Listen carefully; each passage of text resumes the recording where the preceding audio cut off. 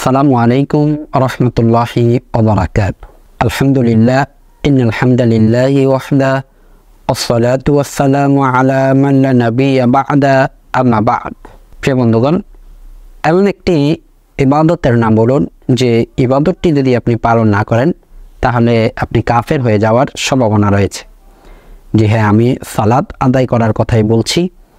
সালাত এমন একটি ইবাদত যে ইবাদত আপনি যদি ধারাবাহিকতা না রাখেন, যে সালাত যদি আপনি ত্যাগ করেন তাহলে আপনি কাফের হয়ে যাওয়ার সম্ভাবনা রয়েছে। রাসূলুল্লাহ সাল্লাল্লাহু আলাইহি ওয়াসাল্লাম বলছেন, মানুষ ও কুফর ও শিরকের অন্তরাল হচ্ছে নামাজ ত্যাগ করা। এই হাদিসটি সহিহ মুসলিমের 82 নম্বর হাদিস রয়েছে। আপনি যদি খোলেন তাহলে দেখতে পাবেন। তিনি আরও বলেন যে আমাদের ও ওদের মাঝে চুক্তি হচ্ছে সলাত। তো এই সলাত যদি কেউ পরিত্যাগ করে তাহলে সে কাফের।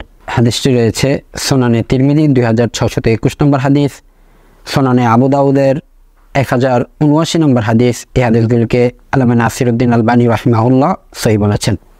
সম্মানিত উপস্থিতি, আমিরুল মুমিনিন ওমর রাদিয়াল্লাহু আনহু থেকে বর্ণিত, তিনি বলছেন যে সালাত আদায় করলো না তাহলে তার ইসলামী কোনো অংশ নেই।